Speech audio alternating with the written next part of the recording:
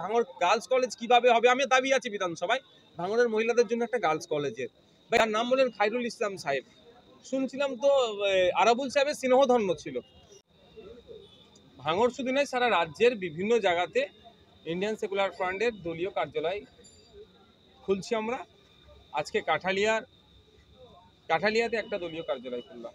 এই কার্যালয় থেকে আমরা বিভিন্ন রাজনৈতিক যে পার্টি আছে সেই রকমভাবে আমরা কার্যকলাপ করতে চাইছি না। এই কার্যালয়কে আমরা সর্বজনীন করে রাখতে চাইছি। এই কার্যালয়কে আমরা কুক্ষিগত না করে মুক্ত করে রাখতে চাইছি।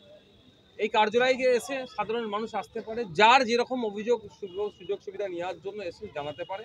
আমরা আমাদের সর্বোচ্চ এন্ড থেকে আমরা সহযোগিতা করবো বলে আজকে আমরা এখান থেকে আমরা প্রতিজ্ঞাবদ্ধ হয়েছি। শুধুমাত্র এই ক্যারাম বোর্ড পিটা, টিভি দেখা, কার তোলাবাজি করব, কার বাড়ি হচ্ছে গিয়ে আটকে তার কাছে টাকা তুলবো, এই কাজ আমরা এখান থেকে করতে দেবো না। উপরন্তু কারো সমস্যা হলে সমাধান কিভাবে করা যাবে, সে আইনি সমস্যার থেকে শুরু করে বিভিন্ন সমস্যা। কারো বাচ্চারা আপনার উচ্চশিক্ষায় শিক্ষিত হতে চায় কিন্তু আর্থিক দুর্বলতার কারণে তারা পাচ্ছে না, সেইগুলো আমরা এখান থেকে সমাধান করব। তারা আমাদের অফিসে এসে জানাক, আমরা তাদেরকে এখানে রিলিফ দেব। গতকালকে সাতুলিয়া এলাকায় আরাবুল ইসলাম জেল থেকে বাড়ি ফেরার পর প্রথম একটি চা চক্কর করেন। সেই চা চক্করে তৃণমূলেরই লোক খয়রুল ইসলাম, তৃণমূল নেতা, তার নেতৃত্বে হামলা চালায় তার ওই চা চক্কর। দেখুন, যেগুলো আপনি বলছেন এগুলো কোনোভাবেই কাম্য নয়। ভাঙড়ের মানুষ আক্রান্ত হোক, সেই দলেরই হোক না কেন, আমাকে পীড়া দেয় এটাতে। তারপরেও আমি বলতে বাধ্য হচ্ছি, একটা সময় আমার যে যার নাম বলেন খায়রুল ইসলাম সাহেব, শুনছিলাম তো আরাবুল সাহেবের স্নেহধন্য ছিল। অনেক ডিস্টার্ব করেছেন এই আরাবুল সাহেব, তার ছেলে খায়রুল সাহেবরা মিলে আমাকে।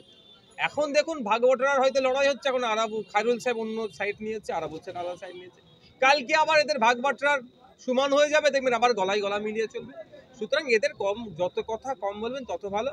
এদের দ্বারাই ভাঙড়ের কিচ্ছু হবে না, শুধুমাত্র ভাঙড়ের মানুষকে এরা শোষণ করেছে। আর এই গুটি কয়েক এই ব্যাড এলিমেন্টসের জন্য আজকে ভাঙড়বাসীর নামে বদনাম হচ্ছে। আমরা ভাঙড়কে আলাদাভাবে করতে চাই, ভাঙড় মানুষের সাথে শিক্ষা, স্বাস্থ্য, কর্মসংস্থানে ভাঙড়ের নাম উজ্জ্বল হোক, সেটা আমরা চাই। ওরা সব সময় চাই, ওরা রাতের প্রাণী, দিনের আলোকে ওদের পছন্দ হয় না। দেখবেন যেখানে ভালো কাজ করতে যায় ওরা সেগুলোকে বাধা দেয়। গতকালকে যে ঘটনা ঘটেছে ওর ভাগবটরার লড়াই, কে আগামী দিনের রাজটা কন্ট্রোল করবে, এই সিন্ডিকেট রাজ কার হাতে থাকবে, কে 75-25 এর রেশিও মেনটেন কে করবে, মানে কার হাতে ক্ষমতা থাকবে। এই প্রমোটিং করাচ্ছে বা কোম্পানিকে নামিয়ে জমিগুলো কেনা বেচা করবে, 20,000 টাকা মালিককে ধরাবে, কাঠা পিছু 20 লাখ টাকা যারা কিনবে তাদের কাছ থেকে নেবে, বন্দুক ঠেকাবে, নাহলে নাহলে তোকে মেরে দেবো, সই করতে হবে। এই ধরনের যে অন্যায়গুলো কারা করবে, কন্ট্রোল কাদের হাতে থাকবে, এই নিয়ে এদের তো লড়াই। এদের তো এই মাদ্রাসায়, সাতুলিয়া মাদ্রাসায় শিক্ষক আসবে কি করে, ভাঙড় কলেজে কিভাবে আরো বেশি ফ্যাকাল্টি আসবে, ভাঙড় গার্লস কলেজ কিভাবে হবে, আমি দাবি আছে বিধানসভায় ভাঙড়ের মহিলাদের জন্য একটা গার্লস কলেজের। বা এখানে স্পোর্টস কমপ্লেক্স কিভাবে হবে তার দাবি এদের নেই, বরঞ্চ কিভাবে কে কত সাইজের বোম বাঁধবে এলিয়ে এদের লড়াই এখন চলছে। কিন্তু বোম ফেলে পেনকে তুলে নেবে সেই লড়াই এনা নেই। কত প্রাইমারি স্কুল আছে, কন্টিজেন্সি ফান্ড ঠিক করে আসছে না, কম্পোজিট গ্রান্ট ঠিকঠাক পাচ্ছে না, জনসংখ্যার অনুপাতে শিক্ষা প্রতিষ্ঠান নাই, শিক্ষা প্রতিষ্ঠান থাকলেও ছাত্র শিক্ষকের রেশিও মেনটেন হচ্ছে না। এই নিয়ে এদের কোনো মাথা ব্যথা নেই, এদের বলবেও না, এটা নিয়ে এরা লড়াইও করবে না।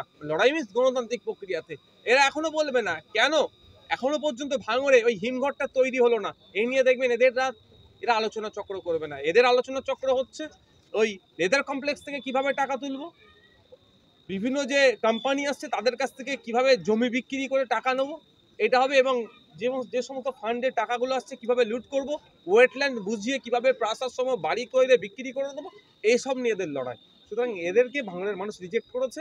গুন্ডা মোস্তান দিয়ে কিছুদিন হয়তো টিকে আছে, বা যতটুকু আছে সেটাও আগামী দিনে ভাঙড়ের মানুষ এদেরকে ধূলিসাৎ করবে গণতান্ত্রিক প্রক্রিয়াতে। এটা নতুন কিছু নাকি? আর এদের গোষ্ঠীদ্বন্দ্বটা এটাই শুধুমাত্র কে কতটা কন্ট্রোল করতে পারে।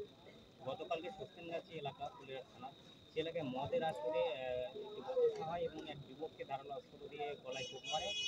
সেই ঘটনায় আহত হয় এবং যে কোপ মেরেছে তাকে এলাকাবাসী বেধড়ক মারধর করে এবং রাতে সেই অভিযুক্ত যে ব্যক্তি কোপ মেরেছে তার বাড়িতে আগুন লাগিয়েছে। দেখুন, আমি কোনো প্রকার ভায়োলেন্সের পক্ষে থাকি না, বারবার বলছি। আমি সবসময় অনুরোধ করি, এটা আইন কেউ হাতে তুলে নেবেন না। মানুষ হয়তো উত্তেজিত হয়ে ঘটনা ঘটিয়ে ফেলেছে, কোপ মারামারির কথা। আমি বোথ সাইডকেই বলবো যে শান্তি ফিরে আসুক। যেহেতু ভাঙড়ের মধ্যে ঘটনা কোনোভাবেই নতুন করে অশান্তি আর না ছড়ায়, সেটা প্রশাসন বন্ধুরা আশা করছি দেখছেন। আর সাথে এটাও বলবো, আমি আজকে বলছি, যখন বিধানসভাতে তড়িঘড়ি মমতা ব্যানার্জি মহাশয়া ওই অপরাজিতা অ্যান্ড চাইল্ড একটা বিল পাস করিয়েছিল, খেয়াল আছে আপনাদের? মহিলাদের সুরক্ষার জন্য, সময় স্বল্প থাকার জন্য। আমার ইচ্ছা থাকলেও আমি ওখানে পার্টিসিপেট করতে পারিনি, সময় স্বল্প। আমি যেহেতু ওখান থেকে একজন সংযুক্ত মোর্চার একাই বিধায়ক, আমি পাইনি সময়। আমি বিভিন্ন বিষয় বিভিন্নজন বক্তব্য দিয়েছিল, আমি যদি সুযোগ পেতাম দুটো বিষয়কে বেশি হাইলাইট করতাম, বাকি বিষয়গুলোও তুলতাম। সেটা হচ্ছে, প্রথম হচ্ছে একটা কি, যত ধরনের অপরাধ সংগঠিত হচ্ছে সেই অপরাধের মূল মাথায় যদি খুঁজে যাওয়া যায়, প্রায় 60 থেকে 70% অপরাধ সংগঠিত হচ্ছে মদ্যপানের কারণে। তো আমি ওই অপরাজিতা চাইল্ড বিলকে সমর্থন করেই বলতাম, মমতা ব্যানার্জি মহাশয়ের কাজ হবে রাজ্যের সমস্ত মদের দোকান বন্ধ করা। আজকে যদি ভাবুন, যদি মদের দোকান ভাঙড়ে বন্ধ থাকতো, তাহলে ওই ঘটনা ঘটতো না, না কেউ কোপাকুপি হতো, না কারো বাড়ি পুরাতো, না অশান্তির আগুন জ্বলতো। তো আমি আজকে এখানে দাঁড়িয়ে আবারও বলছি মমতা ব্যানার্জিকে, উনি ক্ষমতায় আসার পরে প্রায় 22,000 মদের দোকান করে ফেলেছেন, সার্টিফিকেটধারী দোকান। ইললিগাল বলছি না, লিগাল বেড়াই 22,000 সার্টিফিকেট দিচ্ছে যে মদের দোকান করো। এগুলো বন্ধ হোক, আর ইললিগালগুলো তো তড়িঘড়ি বন্ধ করা দরকার। আর ভাঙড়েরও মদের দোকান বন্ধ। ভাঙড়ে 2011 সালের আগে জানা মদের দোকান ছিল, এই এই 13 বছরে মদের দোকান বেরিয়ে দিয়েছে। এটা ভাঙড়ের উন্নতি হয় এতে? বরঞ্চ ভাঙড়ের যুব সমাজকে ধ্বংস করছে। ভাঙড়ের মায়েরাই বলতে পারবে তাদের বাড়ির ছেলেগুলো রাত্রি যখন মদ খেয়ে বাড়িতে ঢুকে কত দুরবস্থা হচ্ছে। তাই আমি আশা করবো মমতা ব্যানার্জি মহাশয়া মদের দোকানগুলোকে বন্ধ করুন।